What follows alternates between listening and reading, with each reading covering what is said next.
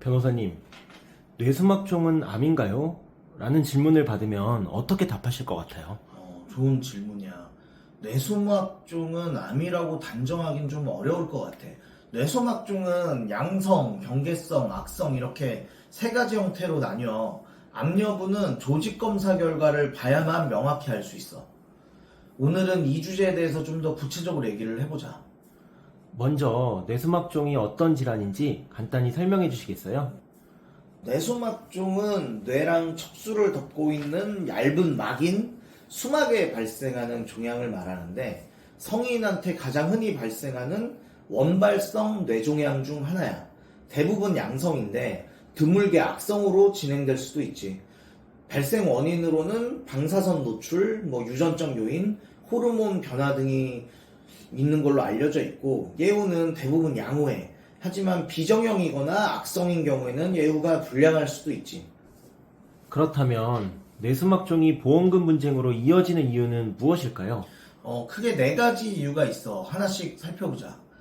네, 첫 번째는요. 첫 번째는 가입 시점에 따른 논란.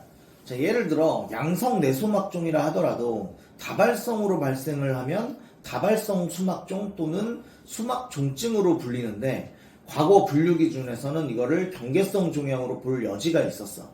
가입 시점에 따라 이 분류를 근거로 보험금 청구가 가능하지. 두 번째는요. 두 번째는 유전적 특성과 관련한 논란이야. 최근 뇌종양 분류에서 유전자 검사가 중요하게 다뤄지고 있는데, 유전자 검사 결과에 따라 일부 뇌소막종은 WHO 분류에서 그레이드 3 이상의 악성으로 상향될 수 있어. 이런 경우를 근거로 암보험금을 청구할 수 있는 가능성이 생기는 거지. 세 번째는요. 세 번째는 진단서상의 코드 오류야.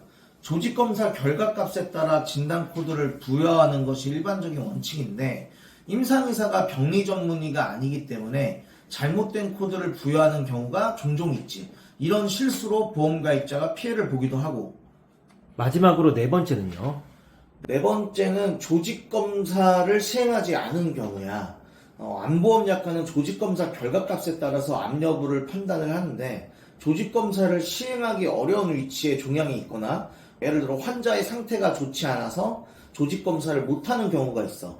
이런 상황에서는 임상적인 악성 또는 경계성 종양인 거를 주장할 수 있어야 되는데, 이 과정을 모르면 보험금을 받지 못하는 경우가 생기지. 그렇다면 이런 분쟁 상황에서 소비자가 어떻게 대응해야 할까요? 몇 가지 중요한 대응 방안을 설명을 해줄게. 첫째로 조직검사 결과랑 진단서 내용을 꼼꼼하게 확인을 해야 돼. 병리학적인 결과랑 진단 코드가 일치하는지 반드시 체크를 해야 되고, 둘째, 유전자 검사 결과를 적극 활용을 해야 돼. 특히 분류 기준에서 악성으로 상향될 가능성이 있다면 이걸 통해서 암보험금 청구가 가능해질 수도 있겠지. 그리고 셋째는 전문가의 도움을 받는 것도 굉장히 중요해. 의학적이나 통계적인 자료를 기반으로 보험사에 대응을 해야 하는데, 이런 자료가 부족하면 분쟁에서 불리해질 가능성이 높아지거든. 변호사님, 혹시 실제 사례를 하나 들어주실 수 있을까요?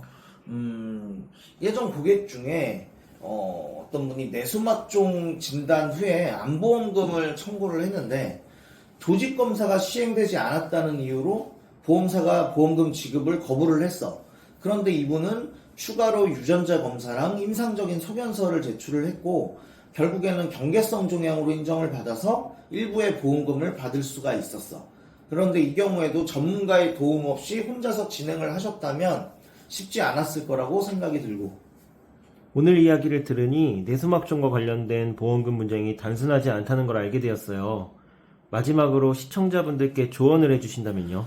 첫째로 조직검사와 유전자 검사를 꼭 받아야 돼. 정확한 결과가 어떤 분쟁 해결의 핵심이라고 볼 수 있지. 그리고 둘째는 진단서와 코드가 올바른지 항상 확인을 해야 되고, 작은 오류가 큰 영향을 미칠 수가 있어. 그리고 세 번째, 보험 청구 과정에서 전문가의 도움을 받아야 돼. 의료나 법률 전문가가 분쟁 해결에 큰 차이를 만들 수가 있지. 오늘도 정말 유익한 이야기 감사합니다. 변호사님, 많은 분들에게 큰 도움이 될 것 같아요. 고마워. 다들 이런 분쟁에서도 희망 잃지 않고 끝까지 대응하셨으면 좋겠어.